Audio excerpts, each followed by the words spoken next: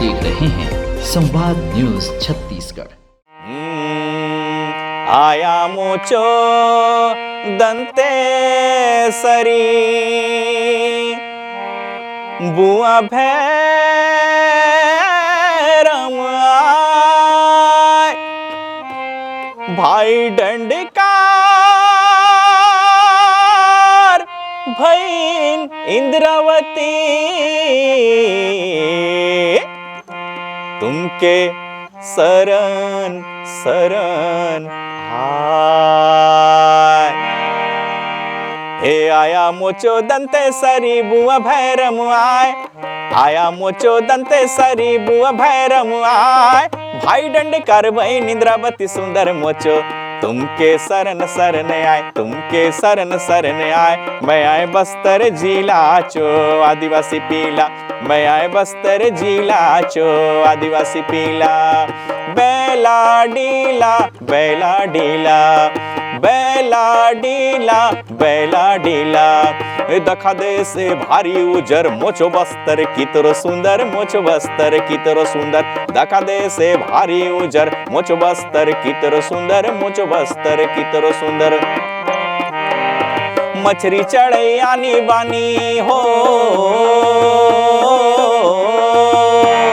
मछरी चढ़े आनी बानी सियन सजन बड़े नानी सियन सजन बड़े नानी मछरी चढ़े आनी बानी सियन सजन बड़े नानी सियन सजन बड़े नानी। रंग रंग चौमनुक दखा भूई बस्तर आए रंग रंग चौमनुक दखा भूई बस्तर आए भाई दंडकार भईन इंद्रावती सुंदर मोचो तुमके शरण शरण आए तुमके शरण शरण आए। मैं आए बस्तर जिला चो आदिवासी पीला मैं आए बस्तर जिला चो आदिवासी पीला बेला डीला बेला डीला बेला डीला बेला डीला बेला डीला बेला डीला।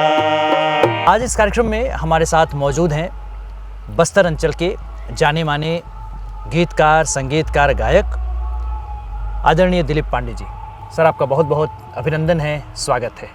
मैं संवाद न्यूज़ देखने वाले हमारे सभी दर्शकों को नमस्कार करता हूं और प्रसाद भाई आशुतोष जी का भी धन्यवाद करता हूं कि इन्होंने मुझे यहाँ अपनी प्रस्तुति देने की या दर्शकों से रूबरू होने का इन्होंने मुझे अवसर आज दिया है, इन्होंने मुझे बुलाया है, इसके लिए मैं इनका भी धन्यवाद करता हूं और आप सभी दर्शकों को मैं अभिनंदन करता हूं आज के इस कार्यक्रम में। बहुत बहुत शुक्रिया सर, और आपने अपना बहुमूल्य समय दिया उसके लिए हम फिर से आपका बहुत बहुत शुक्रिया अदा करते हैं। साथियों, आज दिलीप पांडे सर हमारे साथ हैं और बस्तर में जब हल्बी गीतों की शुरुआत हुई, जब एल्बम्स बने, उसके काफ़ी पहले से सर गीत संगीत के क्षेत्र में है। कहा जाए बचपन से ही सर का जो रुझान है वो गीत संगीत के प्रति रहा है और उसी रुझान के चलते बस्तर को सर ने बहुत ही यादगार हल्बी भतरी गीत दिए हैं और भी हम सर से बातचीत में आगे जानेंगे। तो एक बार फिर से मैं सर का बहुत बहुत अभिनंदन करता हूँ, स्वागत करता हूँ। और सर, इससे पहले कि हम आगे बढ़ें, हाँ, मैं चाहूँगा कि संगीत की आपकी यात्रा कैसे शुरू हुई, क्या कुछ रहा? हाँ, बचपन से कुछ हाँ, आपकी यात्रा मैं चाहूँगा कि आप ज़रूर हमारे दर्शकों से बिल्कुल बिल्कुल बिल्कुल। मैं यूँ तो मुझे संगीत का शौक़ बचपन से था। जब मैं पहली दूसरी क्लास में पढ़ रहा था, पहली क्लास में जी, तब से हमारे समय में देखिए, उस समय टेलीविज़न नहीं हुआ करता था, एक मात्र साधन हुआ करता था रेडियो जी, आकाशवाणी। कि ये मैं आपको बता रहा हूँ सन 80 की बात बता रहा हूँ, 79-80 की बात जी, 1989 79 80 79-80 की बात बता रहा हूँ जी।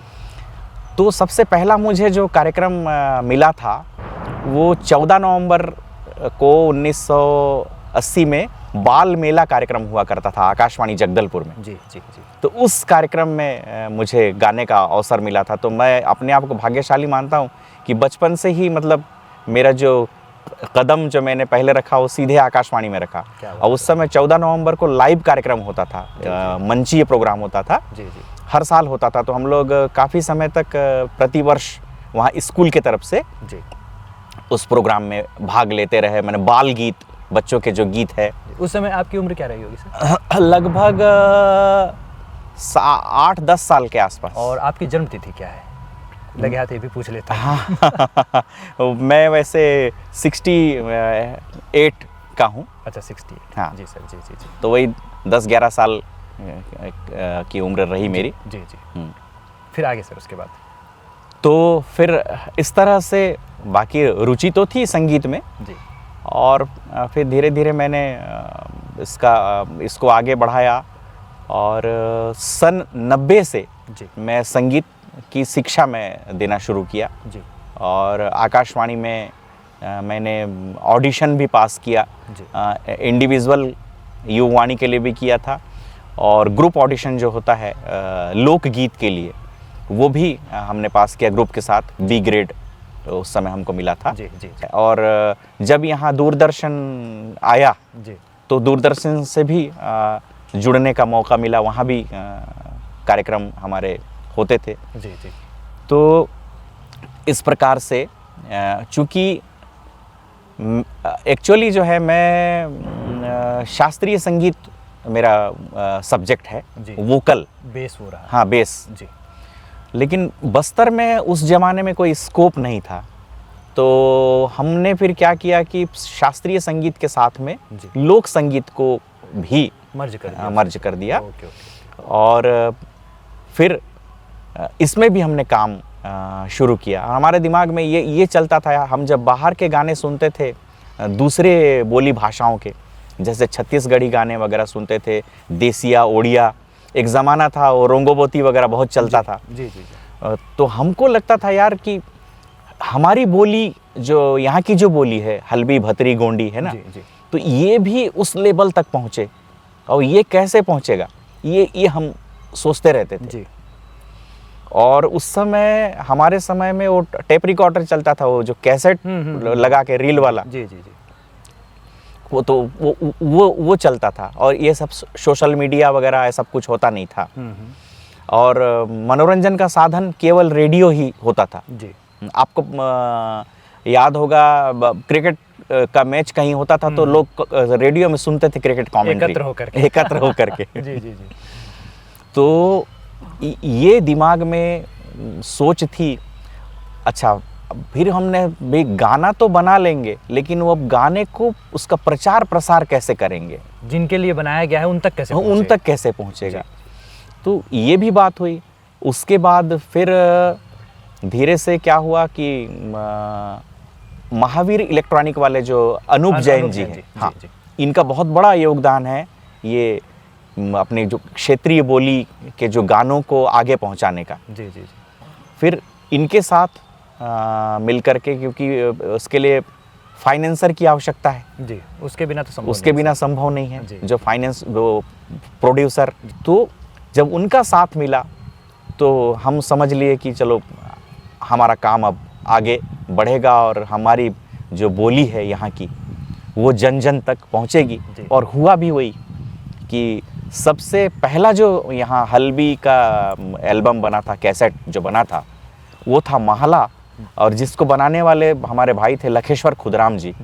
वो भी बहुत बड़े आर्टिस्ट हैं और बस्तर के जाने पहचाने नाम में से एक उनका नाम आता है। जी, जी। और इस हल्बी भतरी बोली में काम करने के लिए मैंने उनको बहुत उनका श्रेय है। जी।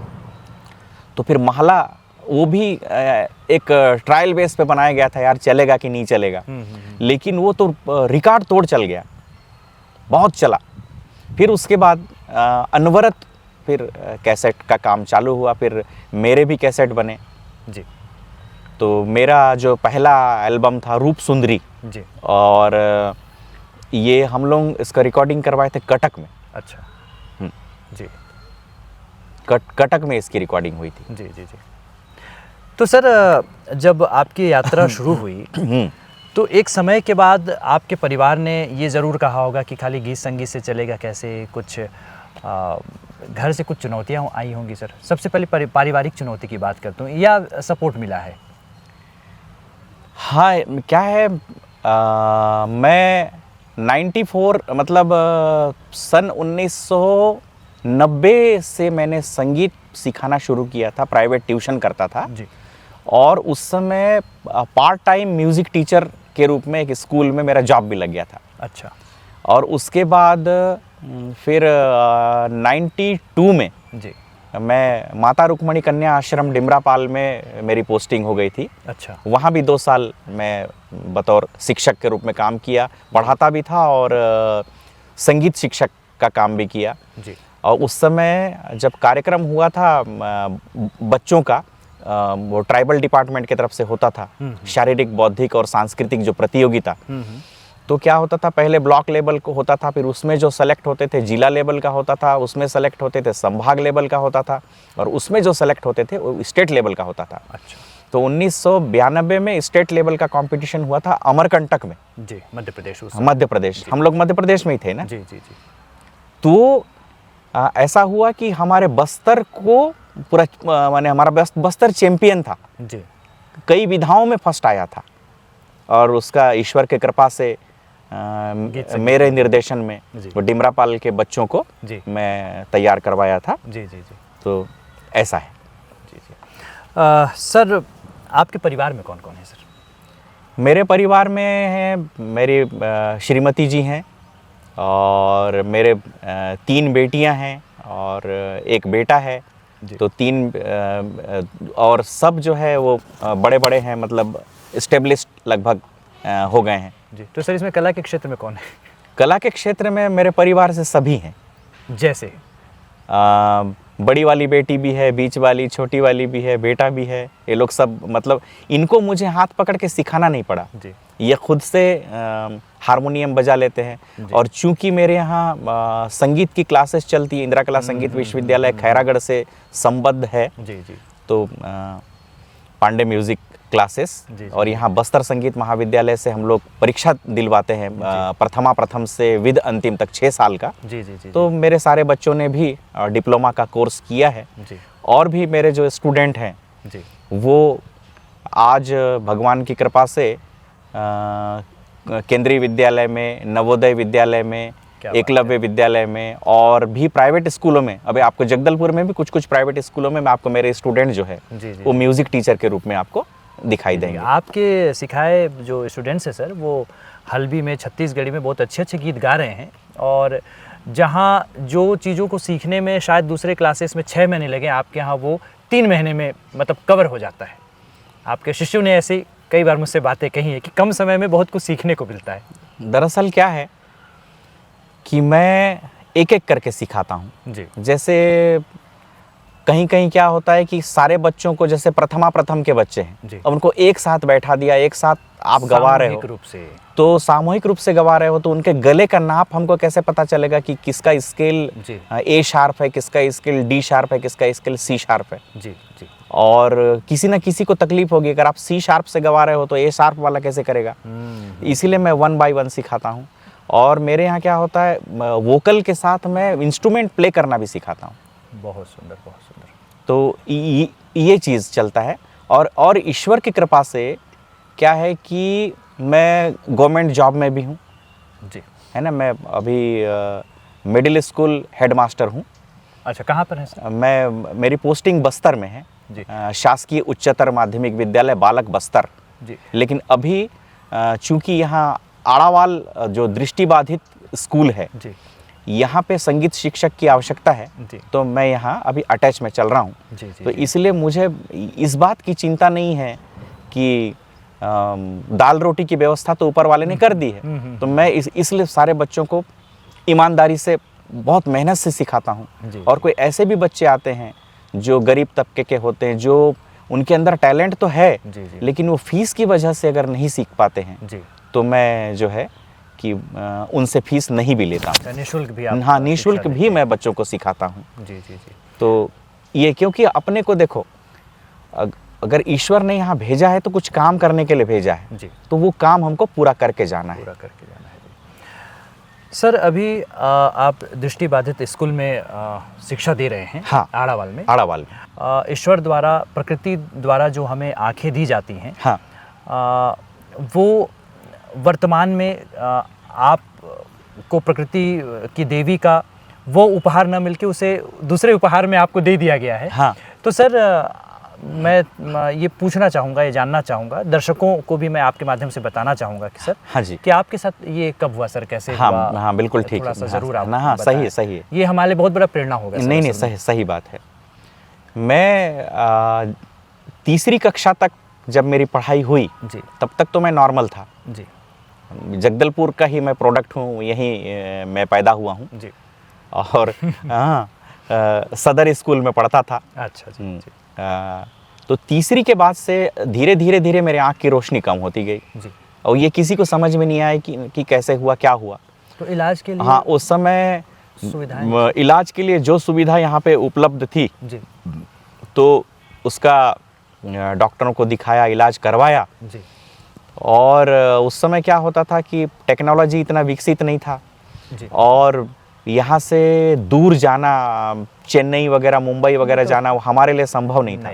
यहाँ से तो रायपुर जाने में 8, 10, 12 घंटा लगता था उस जमाने में। अभी भी संघर्ष है सर, अभी भी ट्रेन का इंतजार हो रहा है, रेलवे लाइन का इंतजार हो रहा है, बस पे हर किसी के लिए सफ़र करना हाँ। आज के समय भी संभव नहीं है। नहीं। तो उस समय की बात तो महसूस की जा सकती है, कितना कष्टप्रद रहा है। हाँ हाँ, तो जितना हो सका माता पिता के द्वारा, परिवार के द्वारा प्रयास किया इलाज के लिए प्रयास किया गया जी जी और डॉक्टरों ने कहा कि अब नहीं हो सकता। जी। तो उसके बाद क्या हुआ कि स्कूल से मुझको निकाल दिया गया। मन ये बोल के कि हाँ, भाई कि अब अभी उस स्कूल में हाँ शिक्षा ये आगे बच्चा देख नहीं सकता है तो उसको हम पढ़ाएंगे कैसे। पढ़ाएंगे क्या? और जब बच्चा तीसरी में आता है तो लगभग 8-9 साल का बच्चा हो चुका होता है। जी तो मेरे दिमाग में ये चलता था, यार अब मैं क्या करूं। मेरे सारे बच्चे जो दोस्त हैं जी वो सब अब एक क्लास आगे बढ़ेंगे, चौथी में जाएंगे, तो मैं क्या करूं, कैसे करूं।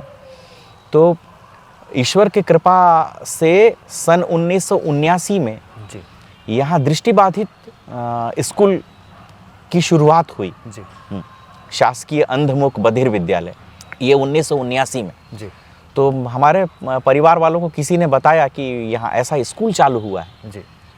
तो फिर मैं बहुत खुश हो गया और मैंने फिर से उस स्कूल में एडमिशन लिया पहली क्लास से। जी ओ हाँ, तो मैं अपने दोस्तों से मैं 3 साल पीछे चल रहा था, जी लेकिन मैं हिम्मत नहीं हारा। फिर मैंने पढ़ाई पूरी की जी और पूरी की और साथ साथ संगीत में तो रुचि थी मेरी। जी।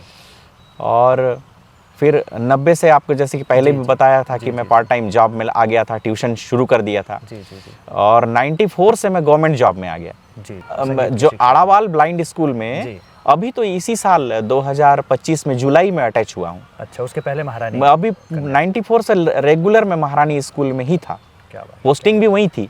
जी फिर जब हेडमास्टर का प्रमोशन हुआ जी। तो फिर मुझे मेरी पोस्टिंग बस्तर हुई। अच्छा सर, मुझे एक बात समझ नहीं आती, इस संगीत की जो शिक्षा महारानी स्कूल में दी जाती रही है, हाँ, ये सिर्फ वहीं क्यों है, बाकी स्कूलों में क्यों नहीं है? वहाँ भी होना चाहिए, क्योंकि ऐसी आवश्यकता है सर आज के समय में। बहुत बढ़िया प्रश्न आपने किया। बस्तर हाई स्कूल नहीं नहीं, ये क्योंकि बच्चे चाहते हैं लेकिन वो आगे नहीं बढ़ पा रहे। नहीं नहीं, ये आपने मेरे मन की बात कह दी जी और आपने बहुत अच्छा प्रश्न किया है। जी। तो मैं आपको बताना चाहता हूँ कि संगीत का जो पद है वो सब स्कूल में है, लेकिन शिक्षक नहीं है। अच्छा। अब शिक्षक कैसे आए? शिक्षक जब तक राज्य शासन उसकी वैकेंसी निकाले जी और भर्ती हो, शिक्षक भर्ती, तब वो शिक्षक आए। महारानी गर्ल्स स्कूल में वो ब्रिटिश ज़माने से संगीत शिक्षक वहाँ अवेलेबल थे। और एक बहुत ही दुर्भाग्य और दुख की बात मैं आपको बता रहा हूँ जी कि चूँकि यहाँ पे मेरी आवश्यकता थी दृष्टिबाधित स्कूल में, जी। तो मैं यहाँ मेरा अटैचमेंट हुआ।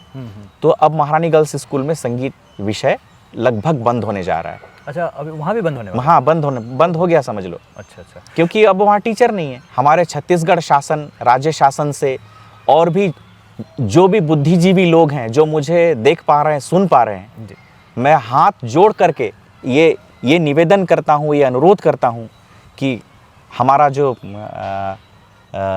ये शासन है, हमारी जो सरकार है, या जो भी इसमें लोग इन्वॉल्व हैं, वो कम से कम जैसे बाकी पदों के लिए वैकेंसी निकालते हैं, जी तो संगीत शिक्षक जैसे दूसरी स्टेटों में चलता है, हर स्कूल में संगीत शिक्षक है। जी।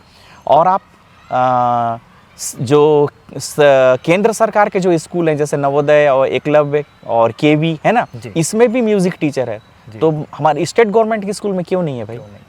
इसमें भी होना चाहिए। जब आपने आत्मानंद बना दिया और बाकी सब, इतना शिक्षा की गुणवत्ता की आप बात कर रहे हो, पीएम श्री की बात कर रहे हो, तो उसमें रेगुलर संगीत शिक्षक होना चाहिए। पीएम श्री में अभी ऐसे ही पार्ट टाइम म्यूजिक टीचर रख रहे हैं। तो मैं तो ये बोलता हूँ कि सारे स्कूलों में, भले आप प्राइमरी में ना दो तो कम से कम हायर सेकेंडरी में तो होना ही चाहिए। और सर यही मैं कहना चाह रहा था कि आज के समय में संगीत शिक्षकों की मुझे नहीं लगता कि कमी होगी, क्योंकि काफ़ी स्टूडेंट्स हैं सर, बहुत सारे हैं। और अगर साथ में उन्हें रोजगार भी अगर उपलब्ध हो जाए तो इससे बेहतर और क्या हो सकता है। अब देखिए, हम लोग डिप्लोमा तो करवाते हैं, लेकिन हमारे बच्चे जब 6 साल का डिप्लोमा कर लेते हैं, या खैरागढ़ से जो बच्चा बीपीए और मास्टर करके आता है, वो कहाँ जाएगा? सब प्राइवेट, उनको कुछ ना कुछ करना पड़ता है, प्राइवेट स्कूलों में जॉब करना पड़ता है। जबकि प्राइवेट स्कूल में आप देख लीजिए, हर स्कूल में संगीत शिक्षक है, लेकिन सरकारी स्कूल में होना चाहिए। एक तो संगीत शिक्षक होना चाहिए, और जो योग है, आजकल योग का भी बहुत चलन है, तो और योग शिक्षक भी होना चाहिए जी। और आपकी तरफ से मैं भी राज्य शासन से, जिला प्रशासन से ये विशेष अनुरोध करूंगा कि सर की जो बात है उस पर अमल किया जाए। और बस्तर चूँकि सांस्कृतिक राजधानी रही है, तो यहाँ के जो बच्चे हैं गीत संगीत से अछूते ना रहें, उन्हें भी उसका ज्ञान मिल सके, तो ये प्रयास जरूर किया जाना चाहिए। सर, दर्शक निश्चित रूप से काफ़ी देर से बेसब्री से इंतज़ार कर रहे होंगे कि आपसे गीत संगीत के बारे में बात करते करते कुछ उन्हें सुनने को भी मिले। अच्छा। तो मैं चाहूँगा कि सर आप अपनी ओर से पहला कौन सा गीत हमारे दर्शकों को सुनाना चाहते हैं हल्बी में, क्योंकि हल्बी भतरी पे हम विशेष रूप से आज आपसे चर्चा कर रहे हैं। तो मैं, जो मेरा पहला गाना था सन 1998 में जो रूप सुंदरी एल्बम में आया, रिकॉर्ड हुआ जी। और इसको ईश्वर की कृपा से काफ़ी लोगों ने सराहा भी जी। और इसका एल्बम भी बाद में वीडियो भी बना जी। उसमें तो प्लीज़ ये शायद इसको भी आप ही लोग इसका वीडियो बनाए होंगे, रूप सुंदरी का एले की पंडरी। हाँ सर, ये काफ़ी समय हो गया सर, 98 में शायद हम लोगों ने इसका शूट किया था वीडियो एल्बम। हाँ। और बस्तर के जो पहले वीडियो एल्बम्स में ये गीत था, फूल जुड़ा। फूल जुड़ा। हाँ। जी सर, प्लीज़। अब इस गीत के बारे में थोड़ा सा मैं बताना चाहता हूँ जी। चूँकि मैं शास्त्रीय संगीत से जुड़ा हूँ जी। और मैंने एक ये भी दुस्साहस किया कि हल्बी में जी। थोड़ा सा सरगम डालने का। क्या बात है, क्या बात है। ये रचना मेरी है, ये लोकगीत नहीं है जी। मैं थोड़ा सा हमारे जो दर्शक हैं जी। और आज के जो नए बच्चे, नई पीढ़ी हैं, जी। मैं एक बात कहना चाहता हूँ। बिल्कुल। जैसे कहीं भी प्रोग्राम होता है तो हम लोगों को निर्णय करने का मौका मिलता है। निर्णायक की भूमिका में हम जब बैठते हैं जी। तो कई बार जो पार्टी है वो हमारे ऊपर चढ़ाई कर देती है आखिरी में। बोले सर, हमने इतना अच्छा गाना गाया था, हमारा सब कुछ बढ़िया था, फिर भी हमारा नंबर क्यों नहीं आया। ये दर्शक में जो भी हमारे ऐसे साथी हैं जो गीत संगीत में रुचि रखते हैं, ऐसी प्रस्तुतियां देते हैं, इस तरह के कार्यक्रम में जाते हैं, सर की अभी जो सर बताने जा रहे हैं उसे ध्यान से सुने, ये आपके लिए बहुत बड़ी सीख होगी। जी सर। तो मैं ये आपको सबको स्पष्ट रूप से बताना चाहता हूँ कि आज के जो बच्चे हैं, आज की जो पीढ़ी है, उनको ये नहीं पता है कि लोकगीत क्या है। जी। तो मैं थोड़ा सा बताऊंगा कि लोकगीत वो गीत है जो लोगों के द्वारा, जो हमारे पारंपरिक गीत है, जिसका कि कोई रचनाकार नहीं है, कोई संगीतकार नहीं है, जो हमारे बुजुर्गों से हमको मिला, फिर हमारे द्वारा आने वाली पीढ़ी को, मतलब एक प्रकार का जो हस्तांतरित होता है जी। वो है लोकगीत। बहुत। और जो आजकल जैसे एले की पंडरी, ये आंचलिक गीत है, इसकी रचना मैंने की, इसकी धुन मैंने तैयार किया। जी। तो इस प्रकार से हमारे जो कहीं भी प्रतियोगिता होती है, लोकगीत कंपटीशन हुआ, मतलब सारे बच्चे वो आंचलिक गीत लेके चले आते हैं। हाँ, लोकगीत के नाम पे। लोकगीत के, क्योंकि क्योंकि वो ये जानते हैं कि अगर हल्बी भतरी में है मतलब लोकगीत है। ठीक बात है, ठीक बात। तो मैं ये क्लियर कर देना चाहता हूँ कि पहले जब आप लोकगीत प्रस्तुत करना हो तो पहले सर्च कर लो कि आखिर लोकगीत है क्या चीज़। तो मैं आपको जो मेरी रचना है वो भी सुनाऊंगा और एक लोकगीत की झलक वो भी सुनाऊंगा। जी, बिल्कुल। तो पहले मैं अपनी रचना सुनाता हूँ। इसको लोकगीत नहीं बोलेंगे जी, इसको आंचलिक गीत बोलेंगे। एक बार ऐसी प्रोग्राम में जजमेंट कर रहा था, कोई बच्चा यही गीत को लेके आ गया था क्योंकि वो देख लिया कि दिलीप पांडे बैठा हुआ है जजमेंट करने, तो इसका गीत गाऊंगा तो नंबर मिल जाएगा। खुश हो जाएंगे सर, खुश हो जाएंगे। और लोकगीत के नाम पे उसने आंचलिक गीत गा दिया था। हाँ। तो दर्शकों, अभी आप जो गीत सुनने जा रहे हैं, ये गीतकार संगीतकार गायक हमारे दिलीप पांडे सर ही हैं। तो आइए इनसे हम सुनिए ये गीत।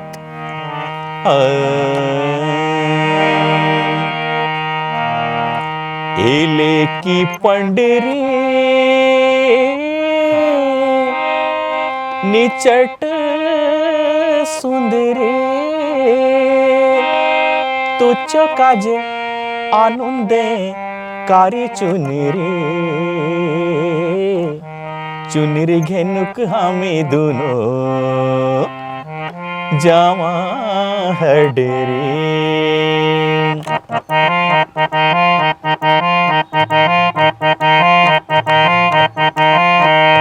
एले की पंडरी निचट सुंदरी, एले की पंडरी निचट सुंदरी तू चौकाजे आनंद कारी चुनरी घेनुक हमें दोनों जावा हडेरी। ए चुनरी घेनुक हमें दोनों जावा हडेरी। एले की पंडरी निचट सुंदरी।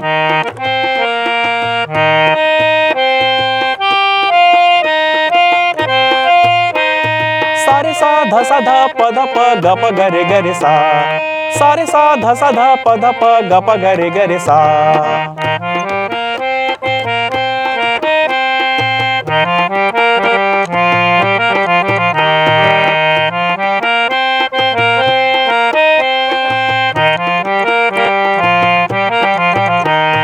कारी चुनरी ने पंडरी लेकी अति सुंदर लागे, कारी चुनरी ने पंडरी लेकी अति सुंदर लागे। ए लेकी के दखुन दखुन आँख मोचो थाके, ए लेकी के दखुन दखुन आँख मोचो थाके, आँख मोचो थाके, आँख मोचो थाके। ए लेकी पंडरी निचट सुंदरी, आले ए लेकी पंडरी निचट सुंदरी तू चौकाजे आनंद कारी चुनरी घेनुक हमें दोनों जावा हडेरी। हाँ चुनरी घेनुक हमें दोनों जावा हडेरी। ए चुनरी घेनुक हमें दोनों जावा हडेरी। क्या बात, क्या बात, बहुत बहुत बहुत ही सुंदर सर। और मेरा सौभाग्य है कि आज आपको लाइव मैंने इस गीत को गाते हुए सुना है, और आपका बहुत बहुत शुक्रिया इस गीत को प्रस्तुत करने के लिए। अब मैं बात कर रहा था कि ये तो आंचलिक गीत हुआ, हाँ। अब लोक गीत क्या है? जी, उसकी भी एक झलक हुई। हाँ, उसकी एक झलक। जी सर।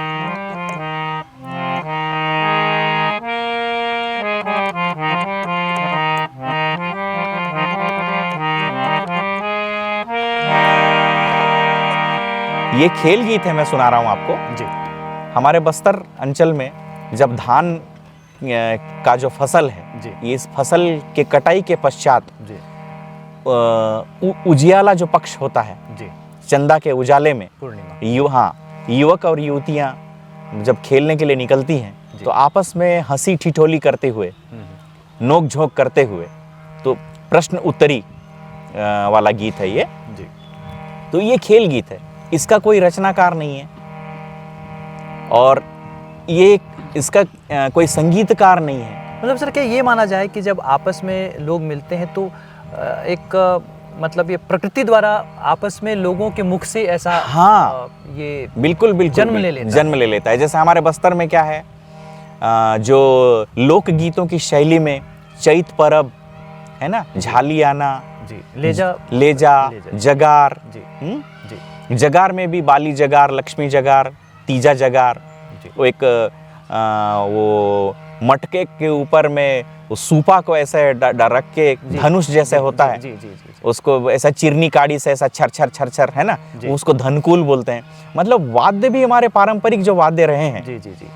तो आजकल तो वो अब सिंथेटिक वाला सब वो लगा रहे हैं, नहीं तो पहले जो चमड़े का वाद्य बजता था, जी, ढोल, निशान, जी, मांदर, मोहरी, तुड़बुड़ी, तुड़बुड़ी, ये सब दर्शकों तक पहुंचना भी जी चाहिए। सर। और दूसरी बात ये है कि हम तो इस दुनिया में नहीं रहेंगे, लेकिन ये जो चीज़ें हैं जो हम या आज बता करके जा रहे हैं, ये यूट्यूब के माध्यम से, चैनल के माध्यम से कहीं ना कहीं ये अमर रहने वाली चीज़ है। जी। तो हमारी जो आने वाली पीढ़ी है उसको सर्च करके उसका ज्ञान वो ले सकती है। बिल्कुल बिल्कुल। तो मैं लोकगीत का एक झलक, खेल गीत। Yes sir.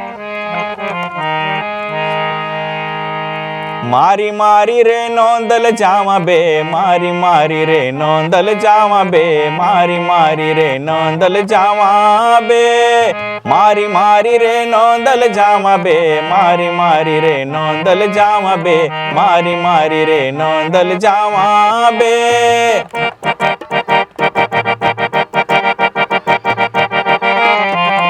मारी मारी रे नौंदल जावा बे, मारी मारी रे नौंदल जावा बे, मारी मारी रे नौंदल जावा बे, कौन मारी रे नौंदल जावा बे, कौन मारी रे नौंदल जावा बे, कौन मारी रे नौंदल जावा बे, कुरुल मारी रे नौंदल जावा बे, कुरुल मारी रे नौंदल जावा बे, कुरुल मारी रे नौंदल जावा बे, कौन कौन रे नौंदल जावा बे, कौन कौन रे नौंदल जावा बे, कौन कौन रे नौंदल जावा बे, सात धंगड़ा रे धंगड़ी जावा बे, सात धंगड़ा रे धंगड़ी जावा बे, सात धंगड़ा रे धंगड़ी जावा बे।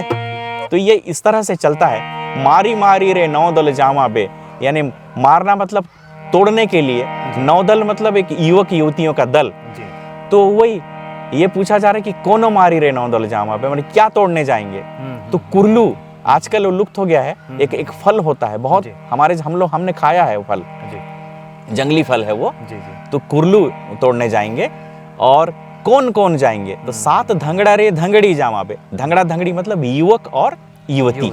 हाँ, जी। तो ये बने इस तरह से प्रश्न उत्तरी ये होता था। जी। तो एक तरफ लड़का पक्ष गा रहे हैं मारी मारी रे, फिर लड़कियां बोल रहे हैं कोनो मारी रे। तो मैंने इस तरह से ये खेल गीत होता है। मैंने बहुत आनंद आता है जब अपन इसको सुनते हैं। मैं वही सर महसूस कर रहा हूँ कि जब आप, हम और यहाँ जो टीम के मेंबर्स बैठे हैं, हाँ। हम आपस में जब इसको सुन रहे हैं तो इतना आनंद आ रहा है। तो सोचिए जब वो पूर्णिमा की जैसे आपने बात की है, जब एकत्र हों, सब एक साथ हों और वैसा माहौल हो, तो जब साथ में इसे गाया जाता होगा तो मतलब जीवन का जो आनंद है, हाँ, वो कुछ और ही होता है सर। बहुत मतलब ये तो रात रात भर चलता है कार्यक्रम। जी जी। सर आपने इतने वर्षों में हाँ, कौन कौन से एल्बम्स आपके नाम से निकले जिसमें आपके 6-6, 7-7 गीत रहे हों? तो गीत तो काफ़ी सारे हैं, पर कुछ एल्बम्स। हाँ, गीत बहुत सारे हैं। और उस ज़माने में हम लोग एक एल्बम में 8 गाने रखते थे, जब कैसेट वाला ज़माना था। जी जी जी। मतलब एक साइड 4, ए साइड, बी साइड 4। जी। तो वैसे तो काफ़ी एल्बम आए हैं, जिसका नाम याद है वो बता रहा हूँ मैं। जी जी। सबका नाम शायद याद नहीं होगा, याद ना हो। जी जी। क्योंकि आजकल अब ये सोशल मीडिया, यूट्यूब ये वाला प्लेटफॉर्म हो गया। तो अब वो 7-8 गाने बनते नहीं, अब एक बन गए तो बस। एक बनाओ और वो सब चलता है। जी जी। तो वही है, रूप सुंदरी जी, जगार चाखना जी, डांडा माली जी, बाजनी पैड़ी जी, और मया चो कहनी। जी। और आपको बताता हूँ एक बिहा करके भी लगीन, बिहा गीत। बिहा गीत आज भी शादी बिहा में वही गीत चलता है। वही गीत चलता है। और उसकी तो फिल्म भी आ गई, लगीन फिल्म। लगीन जी। उसमें पूरे हमारे जो गाने थे बिहा गीत जी, तो वो उन गानों को लिया गया। तो मैं बिहा गीत के बारे में आपको बताना चाहता हूँ जी कि वो जो प्रोजेक्ट मेरे सामने आया, इसकी रिकॉर्डिंग हमने रायपुर से करवाई थी जी। तो सबसे पहली बात तो जो वादक कलाकार हैं वो तो हमको वहीं का लेना था। अब वो इधर का वो धुन जिसको हम लोग हमारे बोली में बोलते हैं पाड़, तो इधर का ताल जो बीट रिदम जो है अब उनको पता नहीं, तो फिर उनको पूरा बजा बजा करके, ईश्वर की थोड़ी सी असीम कृपा रही है मुझ पर कि मैं ढोलक भी बजाता हूँ, तबला भी बजाता हूँ, हारमोनियम भी बजाता हूँ और थोड़ा बहुत बांसुरी भी बजा लेता हूँ। क्या बात है सर। तो उसका मुझे फ़ायदा मिला। मुझे तुरंत बताते गए हाँ कि ऐसा ताल है, हाँ इसमें ये ताल लगेगा जी, और उसको लोगों ने काफ़ी सराहा भी जी, और उसमें जो है ओरिजिनल हम जो इधर का जो वाद्य यंत्र है वो ढोल नगाड़ा वो सब तो हमको मिला नहीं, हम कुछ वो पैड वगैरह से भी हमको वो निकालना पड़ा था। ठीक बात है। और मोहरी भी हमको इधर का देसी मोहरी नहीं मिला था, नहीं मिला। हमको उधर से जो पंचराम जो क्या देवदास या बंजारे कुछ तो नाम था उनका, जो बहुत प्रसिद्ध मोहरी वादक थे और वो आज इस दुनिया में नहीं है, उनको हम स्पेशल मोहरी बजाने के लिए बुलाया गया था। अच्छा अच्छा। क्योंकि उसमें आपने सुना होगा मोहरी पूरा सुर में बजा है, इधर के मोहरी में वो सुर थोड़ा सा ऊपर नीचे रहता है। सर आपके पसंदीदा हल्बी या भतरी गीतों में और एक दो गीत मैं चाहूँगा आप ज़रूर सुनाएं।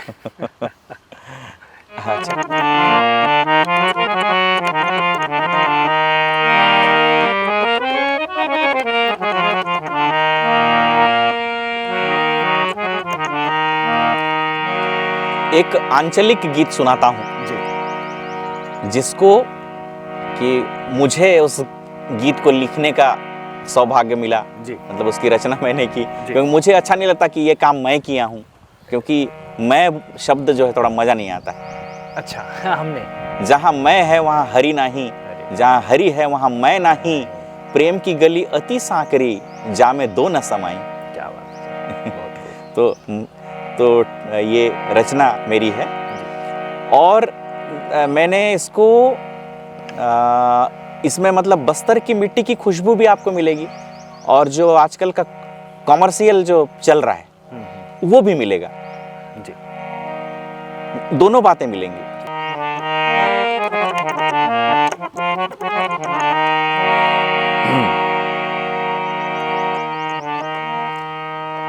मोचो राय बाली मंचो थमना रानी जे, दिली दुई गाले दुई चुमना मोके चुमना रानी जे,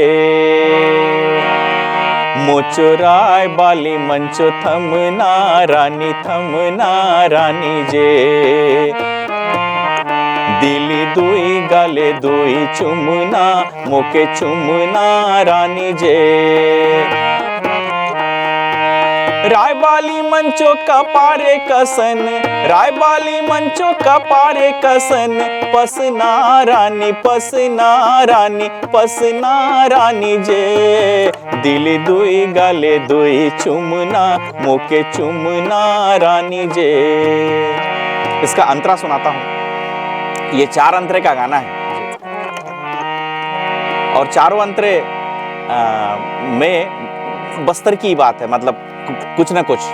गोनिचा बाजारे जा तो बेरा धरू रहे बाली मूंगनी केरा, गोनिचा बाजारे जा तो बेरा धरू रहे बाली मूंगनी केरा, रायबाली मोके तुप की मार लो, रायबाली मोके तुप की मार लो, कन्हिया मोच कन्हिया हाय कन्हिया राजा जे, दिलो दुई गाले दुई चुमना मोके चुमना राजा जे, मोचो रायबाली मंचो थमना रानी जे, दिली दुई गाले दुई चुमना मोके चुमना रानी जे। क्या बात है, क्या बात है। कौन लगाला रंग भिजली सारे, सारी मतलब साली, कौन लगाला रंग, किसने रंग डाला, मेरी साली भीग गई, भिजली सारे, कुंवारी दुलारी मोचो सारी, होले आए, होली को होले है ना, होले आए सब, रंग बरसे रे, रंग बरसे रे, हुंचो अंग अंग ने रंग बरसे, हे रंग बरसे रे, हुंचो अंग अंग ने रंग बरसे, हे रंग बरसे रे, हुंचो अंग अंग ने रंग बरसे, हे रंग बरसे रे, हुंचो अंग अंग ने रंग बरसे।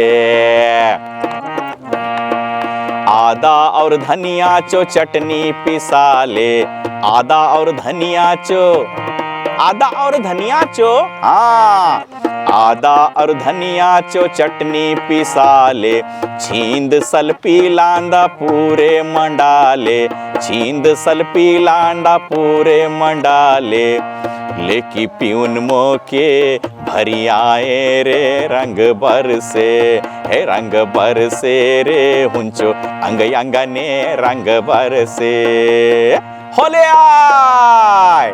क्या बात है, क्या बात है। आपने होली का रंग भी यहाँ जमा दिया सर, बहुत बहुत शुक्रिया सर। तो इसमें हम सारे कलाकार थे, सब लोग। जी जी। तो ये बहुत मतलब यादगार एल्बम था हमारा, इसका नाम था होली चो रंग सारी चो संग। सर आपने जितने गीत बनाए हैं, हाँ, उसमें और कोई ऐसा गीत सर जो दर्शकों के बीच आप प्रस्तुत करना चाहें?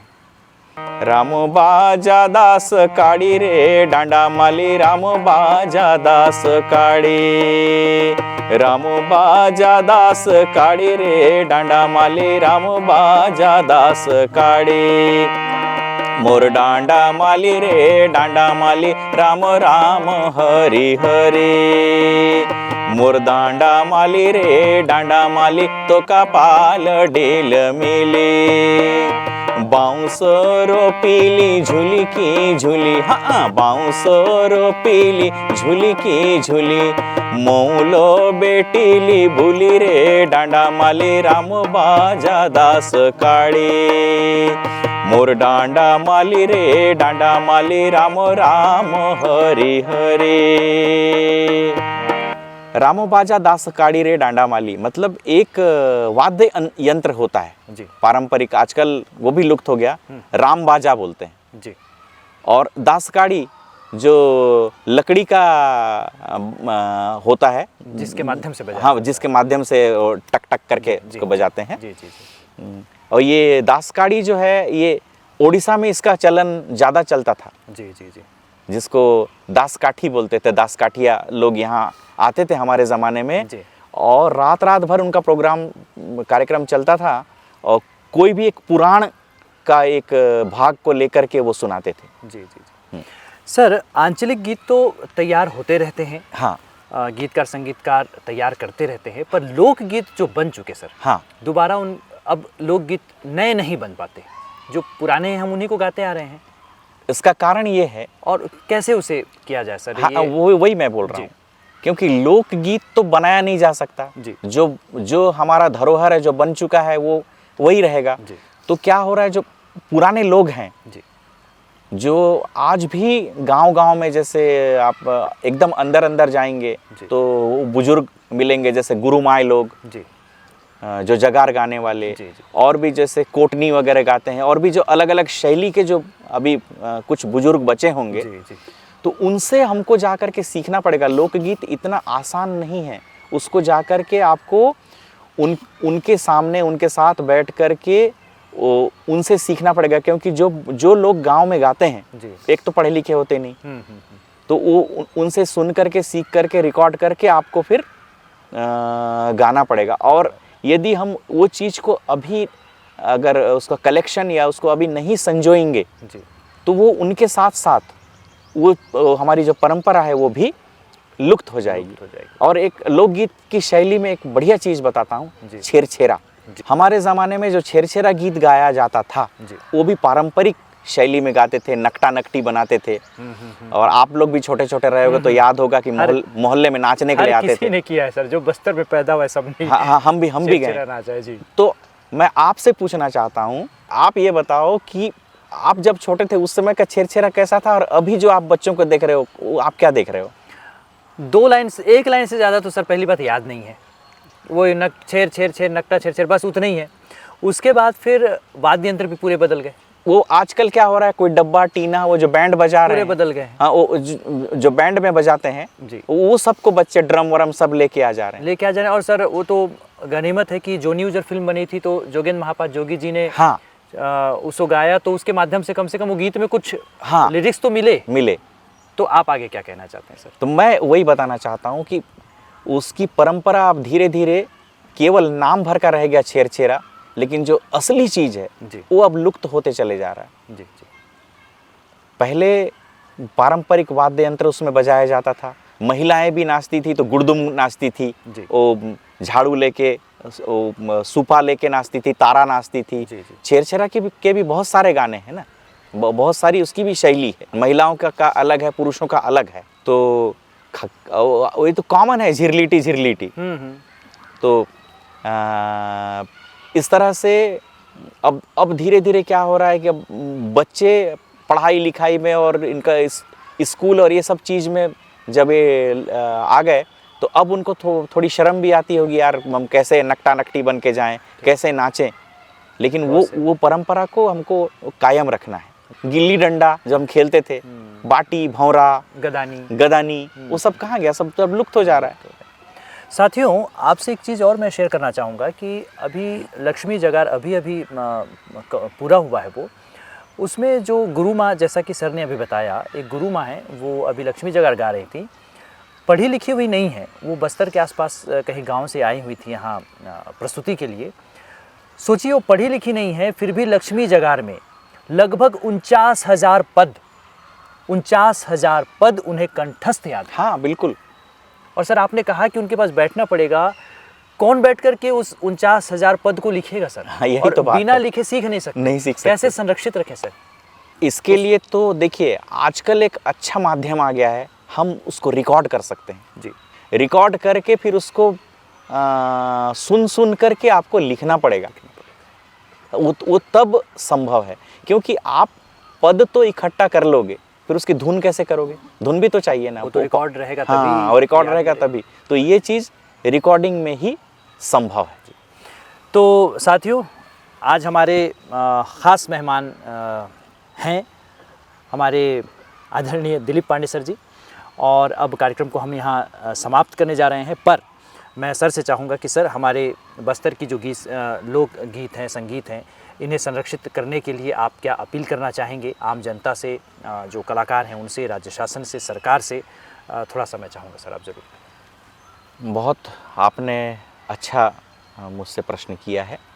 मैं ये चाहता हूँ, सबसे पहले जो आज के बच्चे हैं, जो आने वाली पीढ़ी जो है, वो थोड़ा सा सीख करके या कहीं यूट्यूब से सीख लिया, इधर उधर से सीख लिए और ये बोलने लगे कि नहीं यार हम सब जानते हैं। ऐसा नहीं है। हम लोग आज यहाँ तक पहुँचे हैं तो बहुत स्ट्रगल किया है, बहुत पापड़ बेले हैं, तब जा कर के आज ईश्वर की कृपा से यहाँ बैठ कर के आपसे बात कर रहे हैं। जी। तो सबसे पहले तो मैं चाहूँगा कि आप लोगों को, जो आज के बच्चे हैं, उनको सबको क्या है कि जो इसके विशेषज्ञ हैं, भाई अब आपको दांत दर्द होता है तो आप कान वाले डॉक्टर के पास तो नहीं जाते हो। बिल्कुल बिल्कुल जी। तो अगर आपको लोकगीत सीखना है तो जो लोकगीत के जो गायक हैं, जो उसके स्पेशलिस्ट हैं, आपको उनसे संपर्क करना होगा जी। आंचलिक गीत सीखना है तो आपको जो रचनाकार हैं, आंचलिक गीत लिखने वाले और गाने वाले, आपको उनके सानिध्य में जाना होगा। शास्त्रीय संगीत सीखना है तो उनके सानिध्य में जाना होगा। सर, आपसे अगर कोई सीखना चाहे तो? शास्त्रीय संगीत की शिक्षा मैं देता हूँ, इसकी डिप्लोमा कोर्स भी हम लोग करवाते हैं, और ईश्वर की कृपा से लोक संगीत भी बच्चे सीखते हैं। आंचलिक गीत भी मेरी रचना आपने मतलब कई सारी रचनाएं आपने सुनी हैं और कई कैसेट आपने सुना है, उसके वीडियो भी बनाए हैं। तो आंचलिक गीत भी हमारे पास में है। तो यदि कोई इच्छुक है तो वो जांच परख करके तो मेरे पास सीखने के लिए आ सकता है। ऐसा नहीं कि वो सीधे आ जाए आंख मूंद के, ऐसा नहीं है। पहले आप ठोक बजा के चेक करो, क्योंकि हमारे बुजुर्गों ने कहा है, पानी पियो छान के और गुरु करो जान के। तो कभी भी आप मेरी बात मैं नहीं कर रहा हूँ, आप जिस गुरु के पास भी जाते हैं तो पहले परख लें और उसके बाद ही, क्योंकि वो आपका भविष्य बनाता है।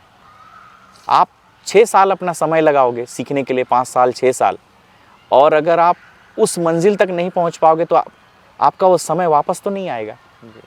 संगीत की दुकान में न जाएं, संगीत के विद्यालय में आएं। ये देखने को मिलता है कि जो पूरी तरह से अभी शिक्षित भी नहीं हुए हैं और वो सिखा रहे हैं, वो सिर्फ इसलिए सिखा रहे हैं कि उनको पैसे की आवश्यकता है और उनका कोई उद्देश्य नहीं है, वो सिर्फ पैसे के लिए। क्यों? इसका कारण ये है कि बेरोजगार हैं वो।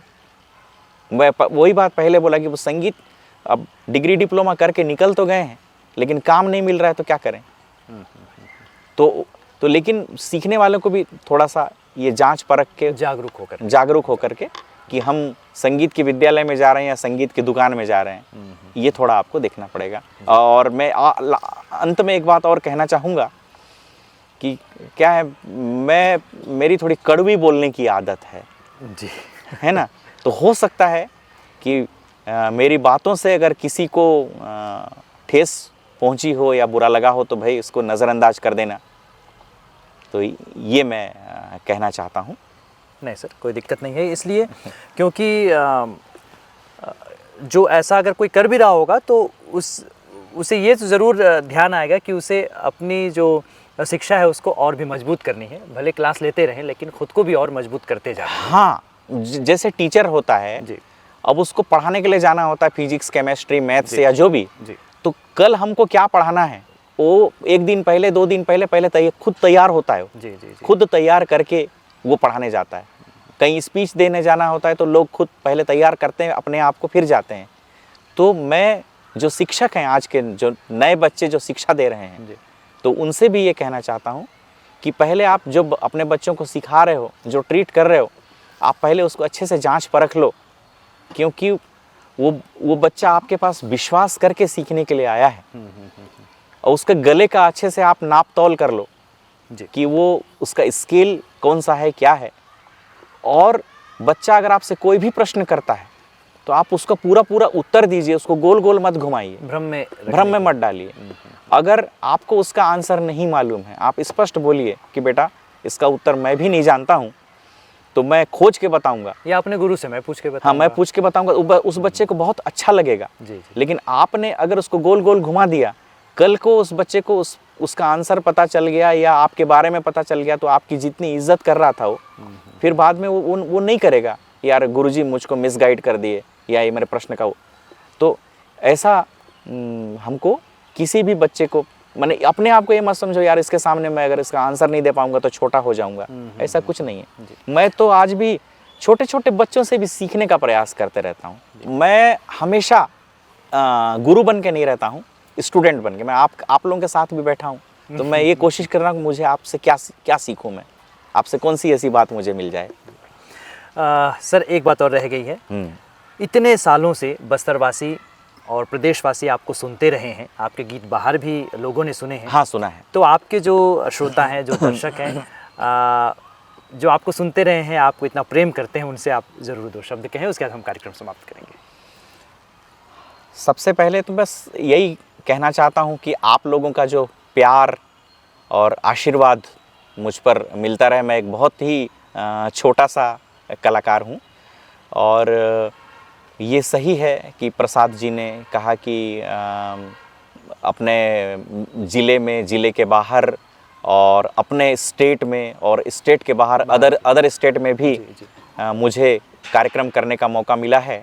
और चूँकि मैं शास्त्रीय संगीत से भी जुड़ा रहा हूँ तो गीत, गज़ल, भजन ये सब। और आपको एक बात बताता हूँ कि हमको वक्त के साथ चलना है। अगर वक्त के साथ आप नहीं चलोगे तो वक्त आपको पीछे छोड़ के चला जाएगा। हम लोग कराओके में नहीं गाते थे, लेकिन आजकल जो ज़माना है ये हमको कराओके में भी गाना सिखा दिया। हम भी कराओके में गाते हैं, हम भी डुएट गाते हैं, सिंगल गाते हैं, फिल्मी गाने भी गाते हैं।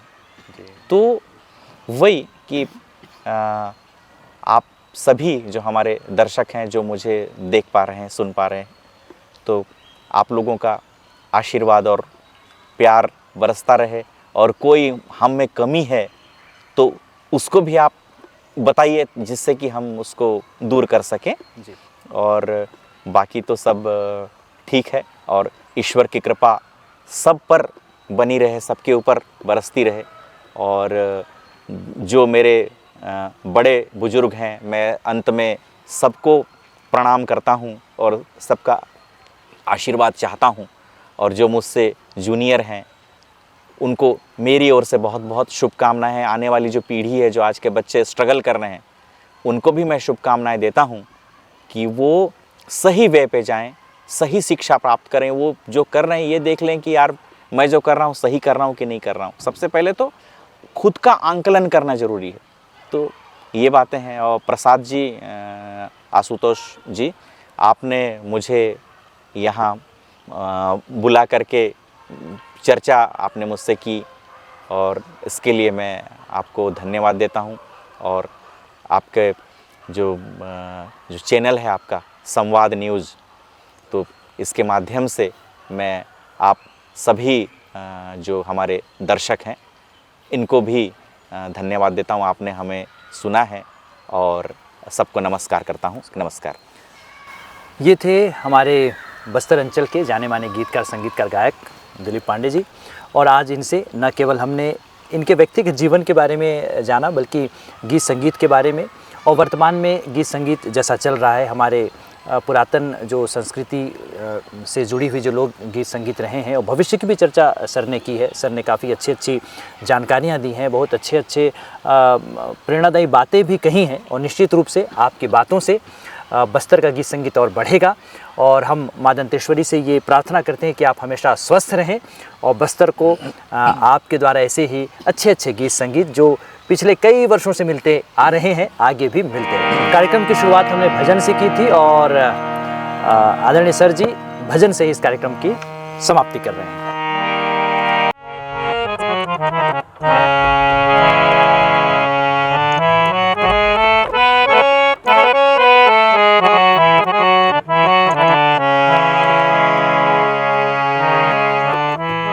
प्रभु मेरो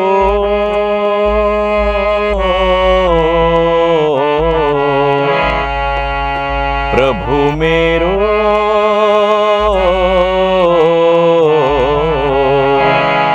प्रभु मेरो तारो जीवन नैया है, तारो जीवन नैया।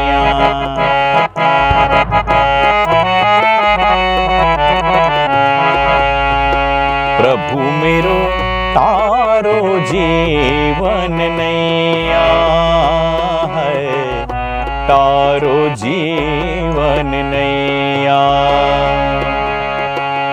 हे गिरधारी कृष्ण कन्हैया, हे गिरधारी कृष्ण कन्हैया, हे गिरधारी